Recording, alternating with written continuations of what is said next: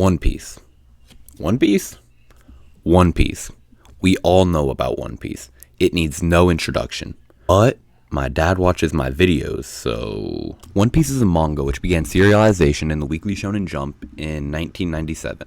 The story revolves around Monkey D. Luffy and his quest to find the One Piece treasure, which was left by the previous king of the pirates. Luffy wants to claim this treasure and also the title of the king of the pirates. What is the One Piece treasure? Nobody knows. All that we know is that it is certainly real. Can we get much higher? Since then, One Piece has conquered the world of manga. It is the best-selling manga ever. Its author, Eiichiro Oda, is the 10th best-selling author of all time due to the manga's incredible success. And into the 2020s, the manga still hasn't had a major drop in quality. Many fans would claim that the most recent arc, Wano, is the best yet. The only problem with One Piece is that it's over 1,000 chapters long. Yeah, it's pretty daunting.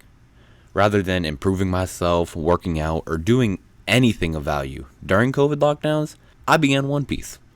Now you, my genius viewer, have noticed something. Well, wait a minute. COVID lockdowns were 3 years ago, and the title of this video is catching up to One Piece in 2023. And yes, One Piece has taken me 3 years from start to finish. I began this series on May 12th of 2020 and caught up to the most recent chapter for the first time when chapter 1086 came out on June 7th, 2023. I want to tell you the good, the bad, and try to sell you on the wonderful world of One Piece. Where do I even begin with One Piece? I'm not going to go through the entire series chronologically discussing what I do and don't like, or else you would be here forever. Instead, I want to cover these main topics. So you clicked on this video either because you're ready to locate me if I say anything negative about your little monkey bear Luffy, or because you want to catch up with One Piece and want to hear somebody talk about it first. The first question you're faced with is anime or manga. Just read the manga. I know it's tempting to turn your brain off and just watch the anime, but it's not worth it. The animation ranges from pretty good to pretty terrible, but the main issue is the pacing. Rather than pull a Naruto and add a copious amount of filler episodes, One Piece has very few filler episodes, which most people would reasonably think is a good thing. Less filler episodes means less unnecessary content, right? Right? No. Rather than make designated arcs of filler, which they still do sometimes, Toei Animation, who have already probably striked this video or attempted to take money from it, joke's on you, I'm already poor, decided to put the filler within the canon episodes. One Piece episodes, from what I've watched, are almost always slow and boring. Flashbacks, additional random scenes, whatever it takes to extend the content from the manga, Toei has probably already done. Just please read the manga. If you think the manga is hard to follow, One Piece also has a digital colored version, which I read until I caught up with it, and it is magnificent. The second hitch people have with One Piece is its art style. How could I get invested in a story that looks like that? And to those people, this is you. I know One Piece can look a little cartoonish, but brother, everyone who clicked on this video is emotionally invested in black and white pictures with words. You don't get to act too cool for school now. In all honesty, if the art style of One Piece is weird to you, the only advice I can give you is to try reading it. I'll be honest, I was against reading One Piece for the art style, but now I see the art style as a major plus. One Piece is stupid and silly, but at times extremely emotional, and its art style fits its story perfectly. It's cartoony at times, but overwhelmingly emotional at others. I'm kind of stealing this from Super Eyepatch Wolf here, but look at these drawings from One Piece. The amount of emotion conveyed is unreal, and if you try One Piece and you don't like it because of the art 100 chapters through, I guess this series just isn't for you. For those of you who have heard someone talking about One Piece and how great it is, 2 words always follow. World building. One Piece has a massive world filled to the brim with details and characters.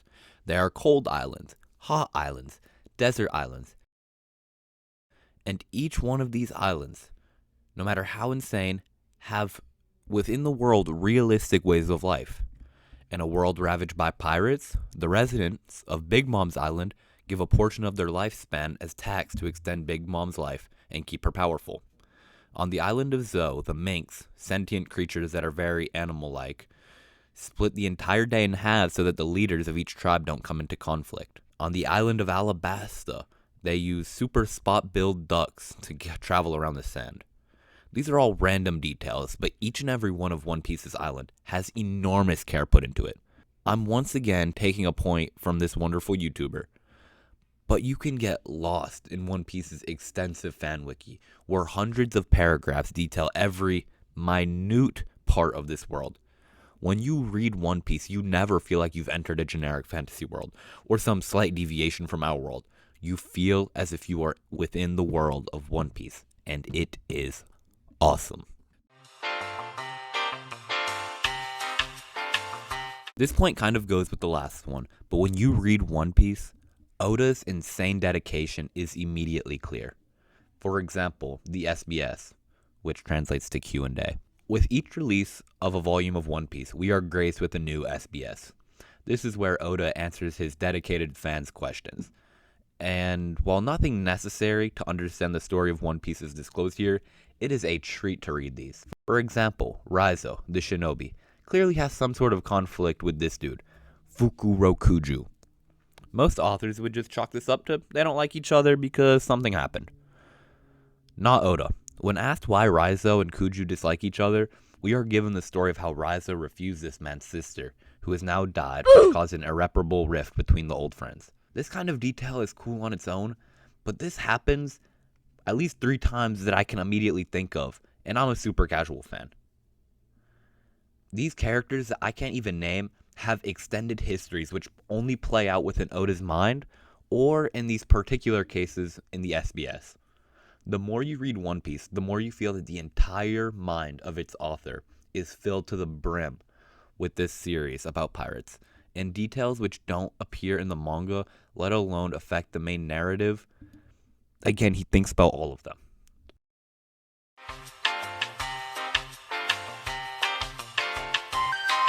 Now, the characters. A common criticism of One Piece is that despite the cool fights and cool world, the characters are just flat. And to that I say, One Piece characters do not tend to change very much. There are no Zuko's or Thorfinns in the One Piece cast. Luffy, for example. Luffy loves freedom and fun. He wants to do whatever he wants, whenever he wants to. He doesn't want to answer to anyone. In his mind, the only way to do that is to become the king of the pirates. And over 1,000 chapters later, he is still the exact same person as chapter 1. But I don't think that's a negative. In my opinion, the core of One Piece is a group of outcasts who form a crew because at the end of the day, they all enjoy each other's company. It's not a story about transformation, loss, and regret. That isn't to say that One Piece doesn't have all 3 of those things, but the characters reflect One Piece's most central theme of joy. All this isn't to say that One Piece is stupid so it has stupid characters.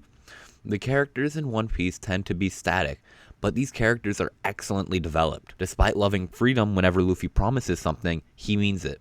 Luffy tells one of the most powerful people in the world he's going to wallop her, you know he's going to show up and will get absolutely rocked. But he tried, and honestly, Luffy is one of the weaker characters in my opinion.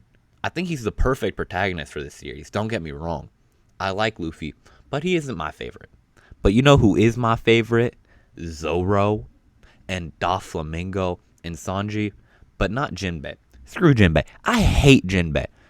But, that's a whole different video. I might make that video. I won't even lie. I kind of hate him. Zoro is just cool. In episode 5, he was like, I'm never going to lose again. And since then, he's died like infinity times. But he's still going crazy. And my boy is loyal. Sorry, I forgot this video is for people who haven't seen One Piece. Zoro is a dude who's been training since youth to become the world's greatest swordsman. And he's in a constant competition with his best friend and rival, Kuina. She dies by falling down the stairs, which crushes young Zoro, but only strengthens his dedication to become the world's greatest swordsman. Despite the characters being static, when it comes to morals and ideals, every character in One Piece has their own motivation, journeys, and goals. So did everyone who says, I won't watch One Piece because Luffy isn't that interesting. One, I think your opinion will definitely change after reading it. And if it doesn't, There are literally hundreds of characters in One Piece, 10 of which are main characters that you see a lot. In conclusion, for this section of the video, the characters are very cool.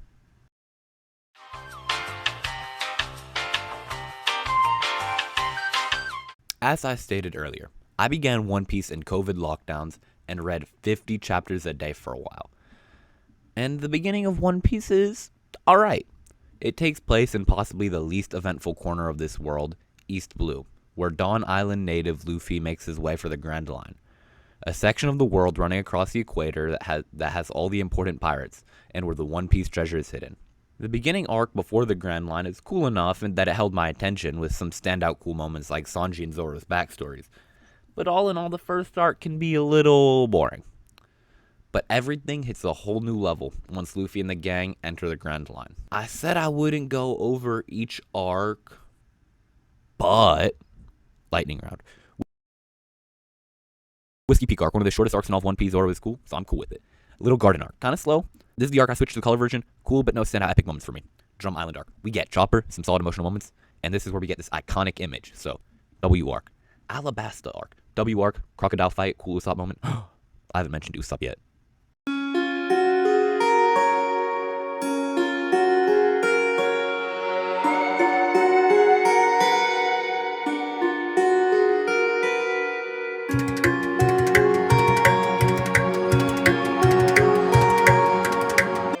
Jaya arc.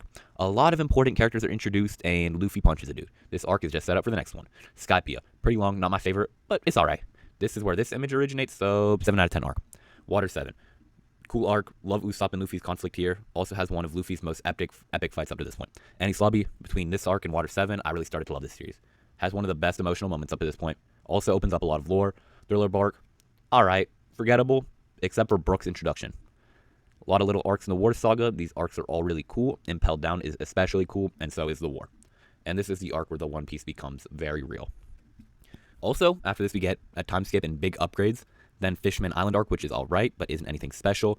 And yeah, it's good to slow down. Then after that we get Punk Hazard, which is actually really good. And then we get the GOAT, Dressrosa. Best villain. This island's got lore. This island's got goated new characters. This island has the coolest epilogue. It's got the coolest flashbacks. And it's got law. And then Zoe, which I stopped reading because it was kind of slow, and then life started to take my time again. Then 1-2, skip a few arcs. Wano is one of the best, coolest arcs ever, with one of the best, coolest moments that I was also about to cry. If you got anything from that, whatever that was, it's that One Piece is filled with crazy arcs from front to back, and it doesn't get worse over time like some other shows in its genre.